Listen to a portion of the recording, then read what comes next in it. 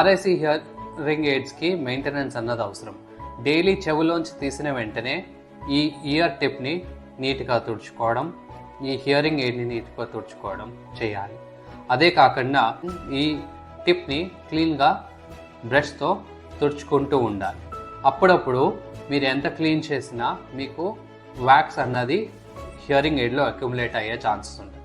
ఆ పరిస్థితిలో ఈ టిప్ తీసేసి ఈ వ్యాక్స్ ఫిల్టర్ని చెక్ చేసుకోండి. వ్యాక్స్ ఫిల్టర్ చేంజ్ చేయడము ఎలా అంటే, మీరు వ్యాక్స్ ఫిల్టర్ తీసుకొని ఒక సైడ్ మీకు బ్లాక్ టిప్ ఉంటుంది, ఇంకొక సైడ్ మీకు కొత్త ఫిల్టర్ ఉంటుంది. మీరు ఆ బ్లాక్ టిప్ని లోపల ఇన్సర్ట్ చేసి దీన్ని పుల్ అవుట్ చేస్తే వచ్చేస్తుంది.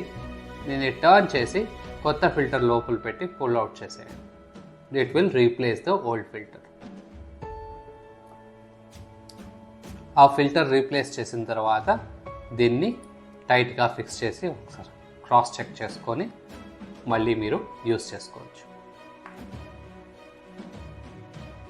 మీరు ఈ టిప్ రీప్లేస్ చేసేటప్పుడు మేక్ ష్యూర్ ఇది చాలా హార్డ్గా ఉండాలి, లేదంటే ఇది చెవు లోపల ఉండిపోయే అవకాశం ఉంటుంది.